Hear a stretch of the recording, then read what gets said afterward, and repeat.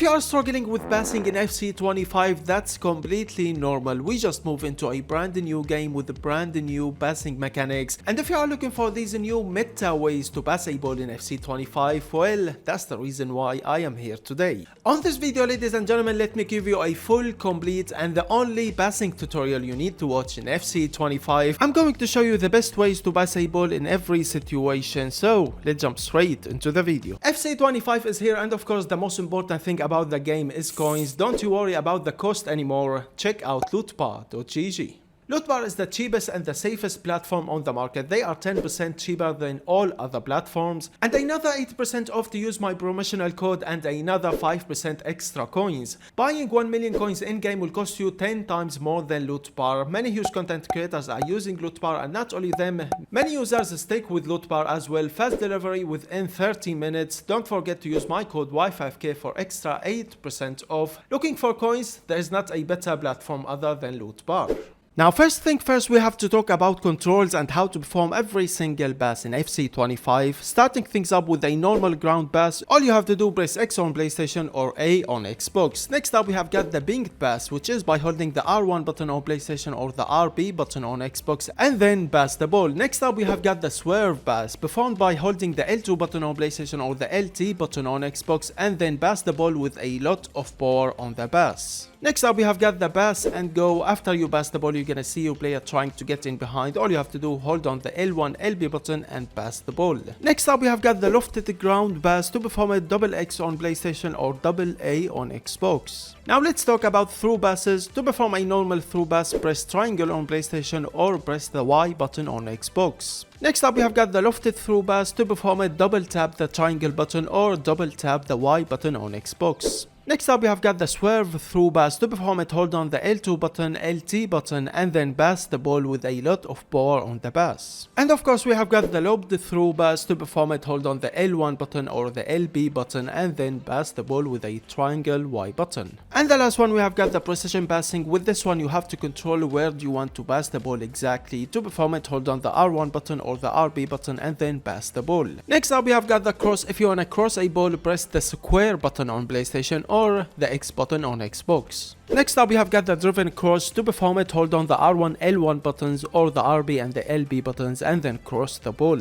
Next up we have got the ground cross. To perform it, double tap the square button or double tap the X button. Moving on into the high cross. To perform it, hold on the L1 button on PlayStation and then cross. If you are on Xbox, hold on the LB button. And for the last one is gonna be the precision low pass, where you have to control exactly where do you want to pass the ball. To perform it, hold on the R1 button or the RB button on Xbox. That's all for the controls. Now let's move on into the tutorial and let's start things up with one of the best ways to pass a ball in FC25. That's gonna be the swerve pinged pass. This has been my favorite and one of the best ways to pass a ball in FC25. Now like I've said before, if you hold down the L2 LT button, you're gonna have the swerve pass, and if you hold down the R1 RB button, you're gonna have the pinged pass. If you mix them together, you're gonna have a swerve pinged pass, which is looking so meta so far in FC25. And like I said, for the swerve pass, you have to put so much power on the pass, otherwise your player is gonna perform the flare pass. Now let's talk in game, why is it good and where's the best situations to use it. Now first thing first, of course it's gonna be a pinged pass, which does mean the ball is gonna travel way quicker than a normal pass. And for the pinged pass, the best situations to use a pinged pass in my opinion is when you wanna go for a 90-degree pass, as you can see from the clips. This is one of the best situations to use a ping pass, and now with the swerve pass it's gonna get even better and better. With the swerve, the pass is gonna have a little curve on it, which is absolutely fantastic in game. I have been using the swerve ping pass since day one in FC25 and it has been absolutely amazing. Really loving it in game, highly recommended, especially when you master it. Like I said, the best situations to use it is when you wanna go for a 90-degree pass. For example, when the ball is with your winger and you wanna pass it for a striker, you see there's some space for your striker to get in behind. Go with the swerved ping pass. I have been using this method and it's just absolutely amazing. Highly recommended to master in FC25. Next up, let's talk about a thing that everyone is doing and everyone should stop doing because it doesn't work anymore, and that's gonna be the first touch pass. It doesn't work anymore in FC25 and it can easily cost you a goal from a counter attack because of a bad first touch pass. Now coming from FC24, I was using it of course, but sadly in FC25 it doesn't work work anymore. Your player is gonna perform a bad pass, especially if he is under pressure. As you can see from this clip, I have got Odegaard, and he messed up a first touch pass not once but twice. That moment I realized it doesn't really work anymore and I have to do something about it. So what you have to do instead is take a first touch and then pass the ball. That's what I have been using in FC25, and it is way better than go for a first touch pass. It's 100% safer in FC25 to take a touch and then you can go for a pass. Sadly, your player is not gonna pull off a first touch pass every time you want him to. I was using Odegaard, a player who has got one of the best passing stats and the precision passing playstyle plus, and sadly he couldn't do it. So in my opinion, for now, and especially on the start of FC25, don't you go for a first touch pass anymore, only when you have to, because you can easily lose the ball because of the bad first touch pass. It's not working anymore and your player is not gonna pull it off every time you want to. So I recommend you first of all take a touch and then you can pass the ball.